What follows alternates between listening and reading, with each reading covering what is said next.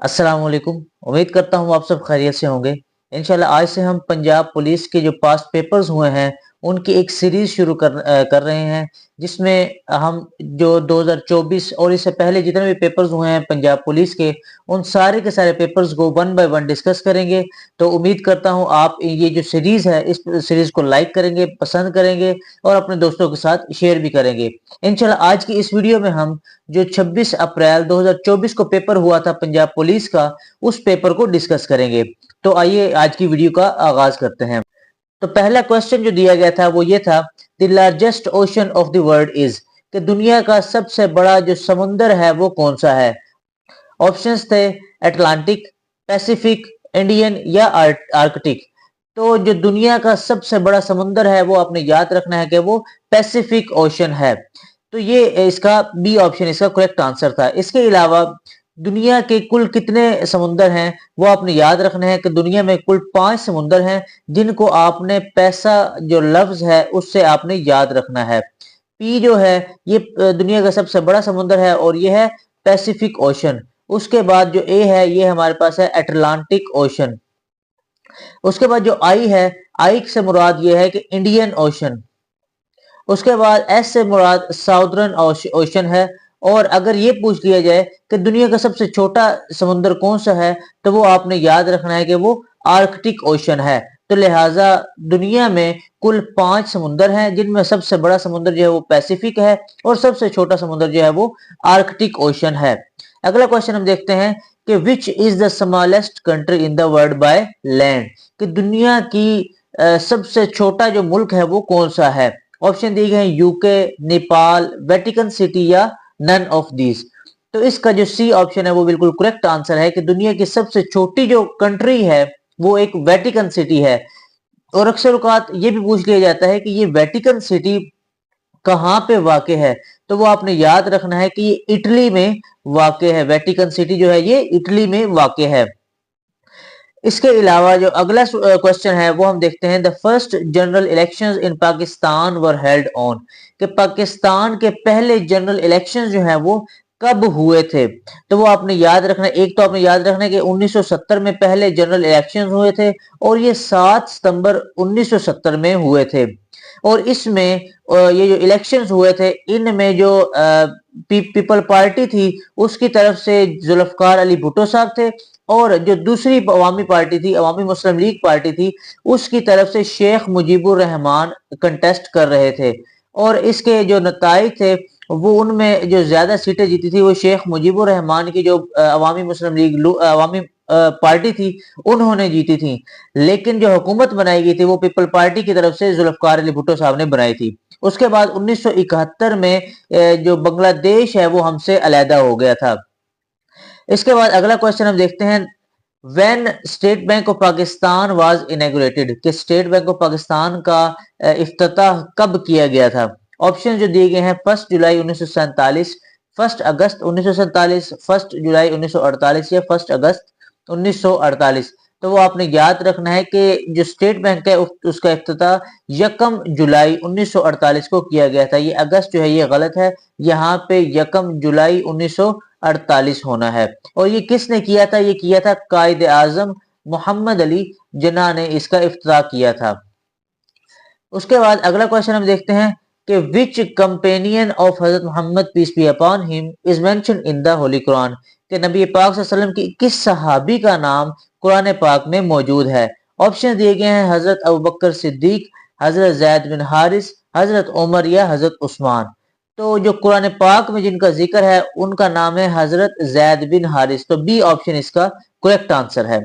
अगला क्वेश्चन हम देखते हैं, 10 Downing street is the official residence of prime minister of which country, कि जो 10 डाउनिंग स्ट्रीट है ये किस मुल्क के प्राइम मिनिस्टर की रेजिडेंस है। तो वो आपने याद रखना है कि 10 डाउनिंग स्ट्रीट जो है ये बरतानिया में यूके में वाक़ है और ये ब्रिटिश प्राइम मिनिस्टर की ऑफिशियल रेजिडेंस है। तो लिहाजा सी ऑप्शन इसका करेक्ट आंसर है।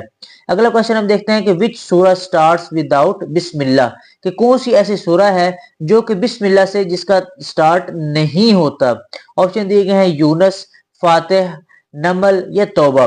तो इसमें आपने याद रखना है कि जो सूरत तौबा है इसका जो आगाज है वो बिस्मिल्लाह से नहीं होता। ये कुरान पाक की सिर्फ और सिर्फ एक सूरा है।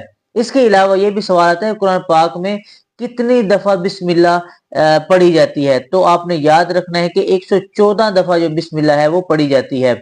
और कुल जो सूरतें हैं वो कितनी है, वो भी 114 सूरतें हैं। और अगर ये पूछ लिया जाए कुरान पाक की कुल कितनी मनाजिल हैं, तो वो आपने याद रखने के 7 मनाजिल हैं। और इसके अलावा अक्सर औकात ये भी सवाल आ जाता है कि कुरान पाक की जो कुल सुपारे हैं वो कितने हैं, तो आपने याद रखना है कि कुरान पाक के कुल 30 पारे हैं। और कुरान पाक की अगर पूछ लीजिए कि सबसे बड़ी सूरा कौन सी है, तो कुरान पाक की सबसे बड़ी जो सूरा है वो सूरा अल बकरा है। और जो सबसे छोटी सूरा है वो उसका नाम सूरह कौसर उसका नाम है। इस तरह के और भी आपसे कुरान पाक से रिलेटेड जो है क्वेश्चन पूछे जा सकते हैं। अगला क्वेश्चन हम देखते हैं। अगला क्वेश्चन है खालिक का मुतजाद क्या है, कि खालिक का उलट क्या है। तो खालिक का उलट होता है मखलूक, तो डी ऑप्शन इसका करेक्ट आंसर है। अगला क्वेश्चन है which country accepted Pakistan first, कि कौन सा ऐसा मुल्क है जिसने सबसे पहले पाकिस्तान को एक्सेप्ट किया था। ऑप्शन दिए गए हैं ईरान, इराक, इंडोनेशिया या चाइना। तो हमें पता है कि पाकिस्तान को सबसे पहले ईरान जो है इसने तस्लीम किया था। अगला क्वेश्चन देखते हैं ही डाइड डैश कोरोना, कि ही डाइड यहाँ पे क्या प्रपोजिशन आएगी, ऑफ आएगी, फ्रॉम आएगी, टू आएगी या नन ऑफ दीज आएगी। तो डाइड के साथ हमेशा ऑफ आता है, ही डाइड ऑफ कोरोना। आगे है ही is knocking dash the door, के वो दरवाजे के ऊपर दस्तक दे रहा है। तो नॉकिंग के साथ आता है at, he is knocking at the door, तो लिहाजा बी ऑप्शन जो है वो इसका करेक्ट आंसर है। अगला क्वेश्चन हम देखते हैं कि रुबाई किस अदब से आई है। तो जो रुबाई है ये फारसी अदब से आई है, तो ए ऑप्शन इसका करेक्ट आंसर है। अगला क्वेश्चन हम देखते हैं कि what was the first written constitution of the world, कि दुनिया का पहला लिखा हुआ कॉन्स्टिट्यूशन जो है वो कौन सा है। ऑप्शन दिए गए हैं ट्रीटी ऑफ हुदैबिया, मिसाक मदीना, खुतबा हुज्जतुल विदा या नन ऑफ दीज। तो आपने याद रखना है कि दुनिया का जो पहला लिखा हुआ कॉन्स्टिट्यूशन है वो है मिसाक मदीना। जब नबी पाक सल्लल्लाहु अलैहि वसल्लम हिजरत फरमाकर मदीना पहुंचे तो मदीना के जो लोग थे उनके साथ एक मिसाक, एक मुआहिदा तहरीर किया गया था जिसको मिसाक मदीना कहा जाता है। जिस मिसाक के तहत जो मुहाजिरीन थे और जो वहां के इंसार थे वो एक दूसरे के साथ भाई भाई बन के रहे।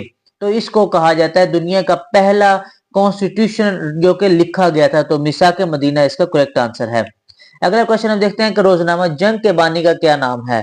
तो रोजनामा जो जंग है इसके बानी का नाम है मीर खलीलुर रहमान, तो बी ऑप्शन इसका करेक्ट आंसर है।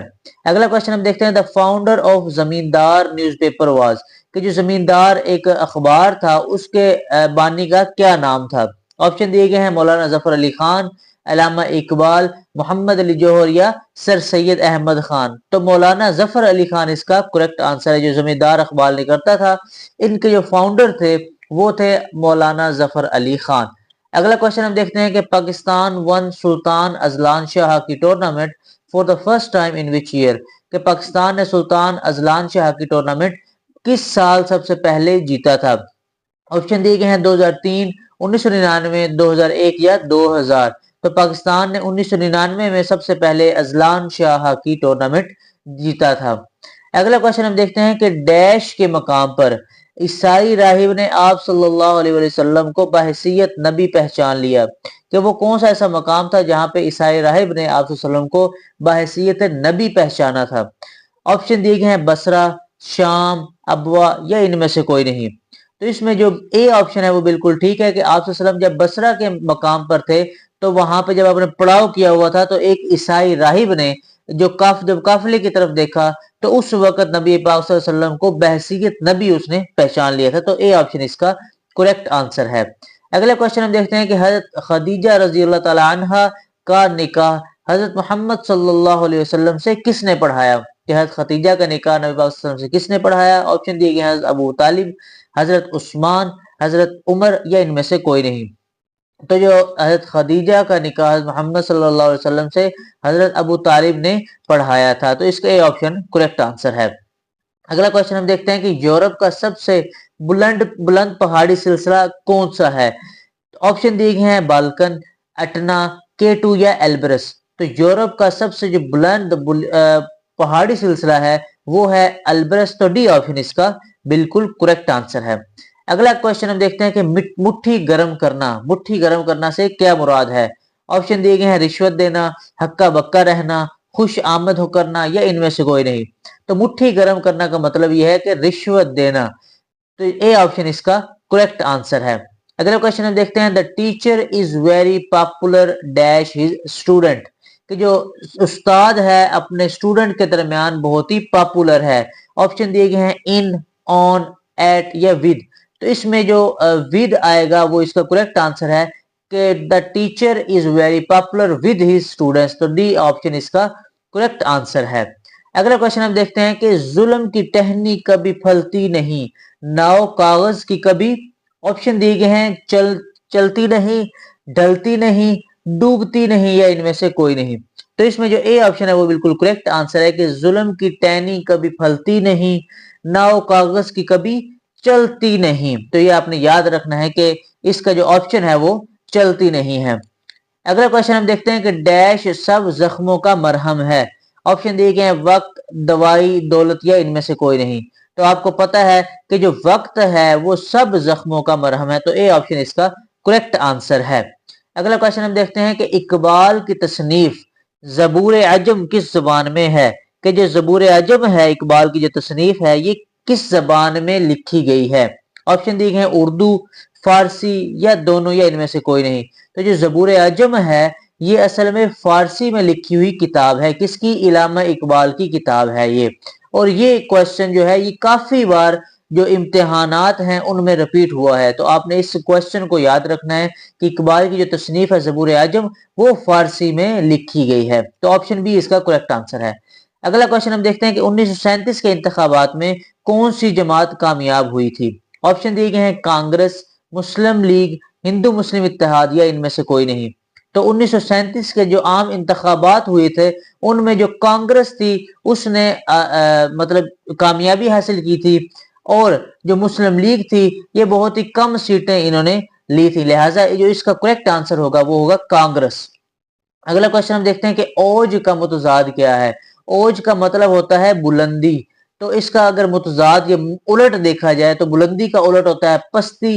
तो ए ऑप्शन इसका करेक्ट आंसर होगा। अगला क्वेश्चन हम देखते हैं कि कच्चा चट्ठा कहना। कच्चा चट्ठा कहना का क्या मतलब है। कच्चा चट्ठा कहने का मतलब ये है कि आपने हर चीज अगले बंदे को बता दी। मतलब ऑप्शन दिए गए हैं बचपन का हाल सुनाना, माँ हासिल बोलना, सही सही हाल बयान करना या इनमें से कोई नहीं। तो जो कच्चा चट्ठा कहना है ये जो इसका सी ऑप्शन है वो बिल्कुल ठीक बैठ रहा है कि इसका ऑप्शन सही सही हाल बयान करना होता है।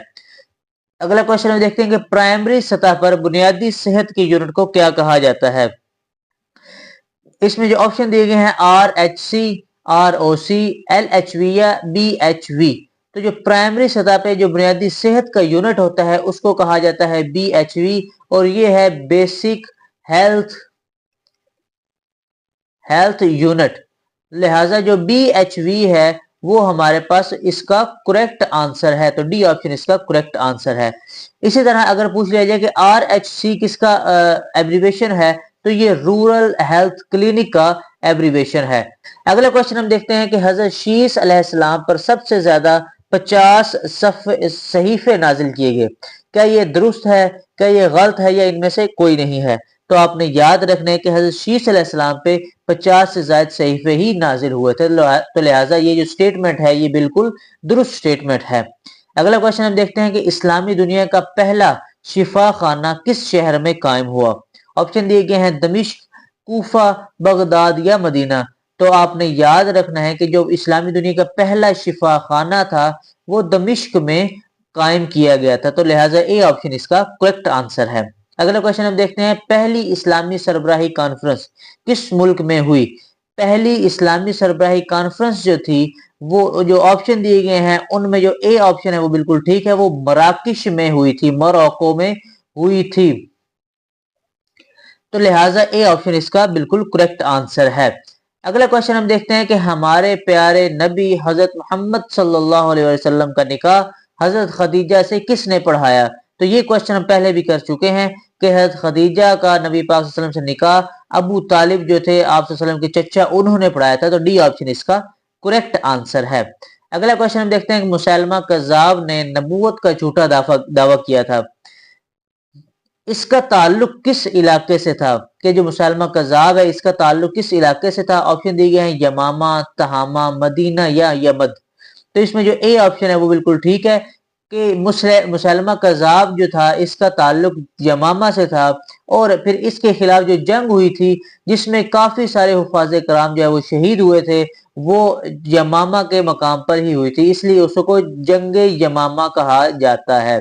तो लिहाजा इसका जो आंसर है ए ऑप्शन वो बिल्कुल करेक्ट आंसर है। अगला क्वेश्चन हम देखते हैं, क्या सबसे पहले जुम्मा की नमाज हज़रत मुसअब बिन उमैर रज़ी अल्लाह ताला अन्हु ने पढ़ी? ऑप्शन दिए हैं दुरुस्त, गलत या इनमें से कोई नहीं। तो ये बी ऑप्शन जो है वो इसका करेक्ट आंसर है कि हजरत सबसे पहले जो जुम्मा की नमाज है वो हजरत मुसअब बिन उमैर रज़ी अल्लाह ताला अन्हु ने नहीं पढ़ी थी, बल्कि उसमें सारे सहाबा, काफी और भी सहाबा जो है वो जो थे वो शामिल थे। अगला क्वेश्चन हम देखते हैं कि हजूर सल्लल्लाहु अलैहि वसल्लम ने फरमाया, चचा खुदा की कसम अगर ये लोग मेरे दाएं हाथ पर सूरज और बाएं हाथ पर चांद भी लाकर रख दें और ये मुतालबा करें कि ये काम छोड़ दो तो ये नहीं हो सकता। ये अल्फाज किस चचा को कहे?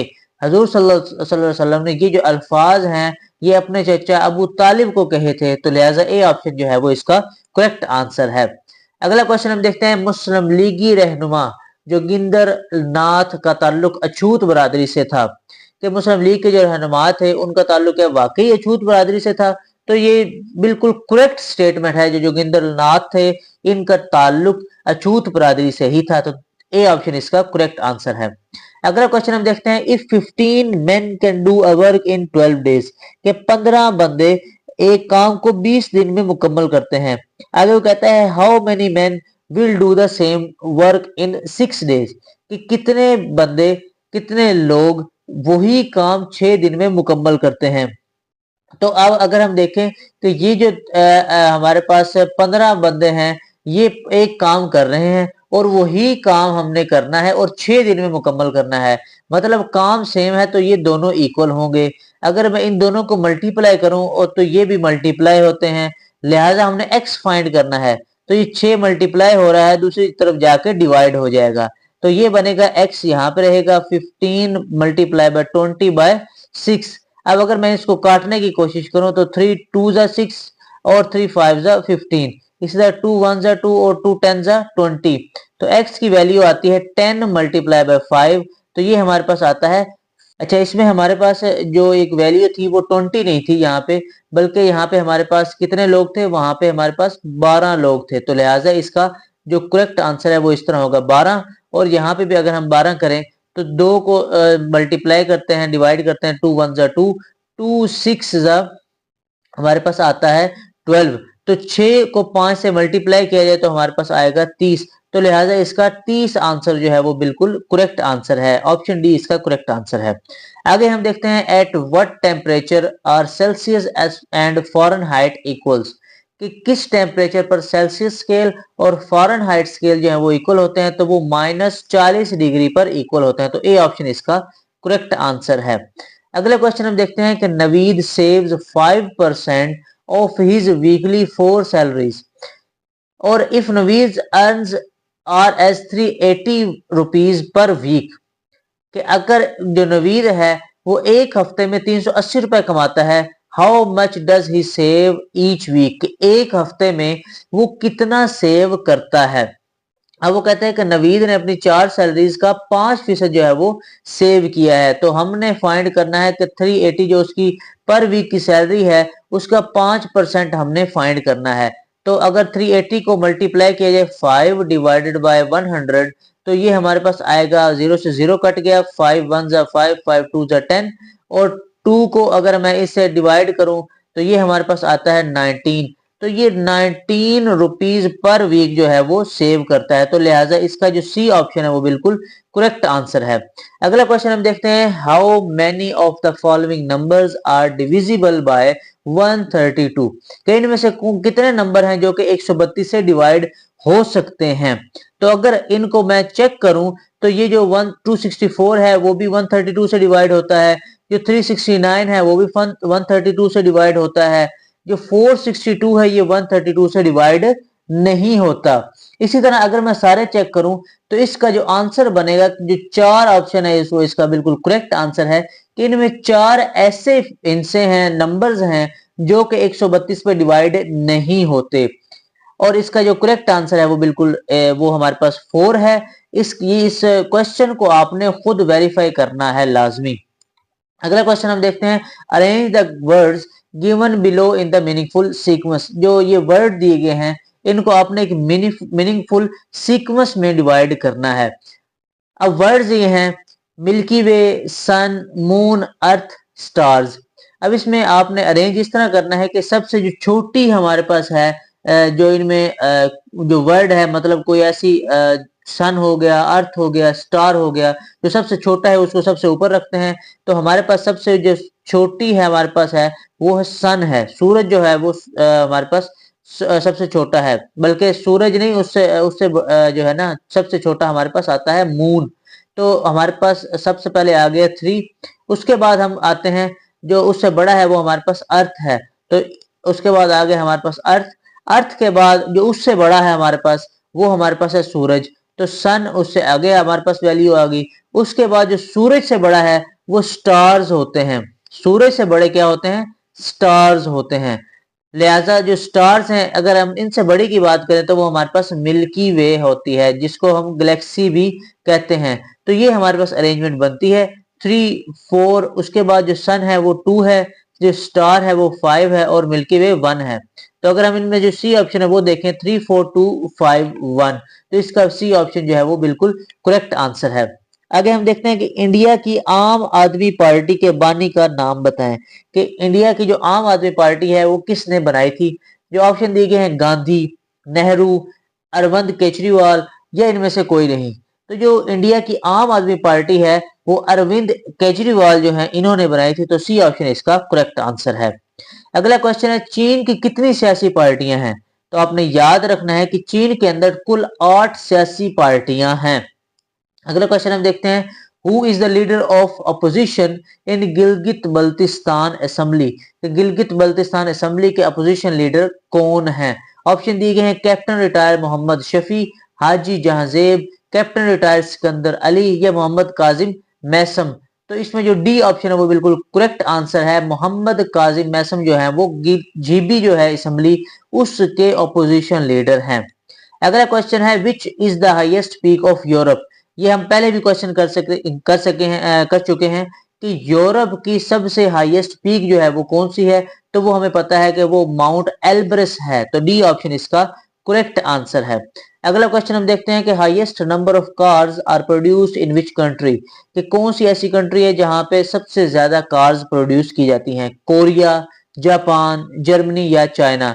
तो आपने याद रखना है कि सबसे ज्यादा कार जो है वो चाइना में बनाई जाती हैं। तो डी ऑप्शन इसका करेक्ट आंसर है। आगे है, सैन मोरिनियोज करेंसी इज। कि सैन मोरिनियो एक कंट्री है, इसकी करेंसी आपने बतानी है। तो सैन मोरिनियो जो है इसकी करेंसी है यूरो। तो ए ऑप्शन इसका बिल्कुल करेक्ट आंसर है। अगला क्वेश्चन है, what is the currency of Kyrgyzstan. कि किर्गिस्तान की जो करेंसी है वो कौन सी है। तो वो आपने याद रखनी है कि वो किर्गिज सोम है। तो बी ऑप्शन इसका करेक्ट आंसर होगा। अगला क्वेश्चन हम देखते हैं कि what is the currency of Gabon. Gabon भी एक कंट्री है, तो गैबून की करेंसी कौन सी है। ऑप्शन दिए गए हैं, गैबून डॉलर, फ्रैंक, दिनार या यूरो। तो आपने याद रखना है कि जो गैबून है इसकी जो करेंसी है वो फ्रैंक है। तो लिहाजा बी ऑप्शन इसका करेक्ट आंसर है। ये तो थे 2024 का जो पेपर है उसके पहले 50 क्वेश्चंस। इंशाल्लाह इससे अगली वीडियो में हम इससे अगले जो 50 क्वेश्चंस हैं वो सारे के सारे डिस्कस करेंगे। तो ये हमारे पास जो 2024 के जो पूरे पेपर के 100 एमसीक्यूज हैं वो सारे के सारे इंशाल्लाह पूरे हो जाएंगे। इसी तरह की और अगर आप वीडियोस देखना चाहते हैं तो हमारे चैनल को आप सब्सक्राइब कर लें और इस वीडियो को आपने लाइक जरूर कर देना है। इंशाल्लाह आपसे एक अगली वीडियो में मुलाकात होगी। तब तक के लिए अपना ख्याल रखें और मुझे इजाजत दें। अल्लाह हाफिज।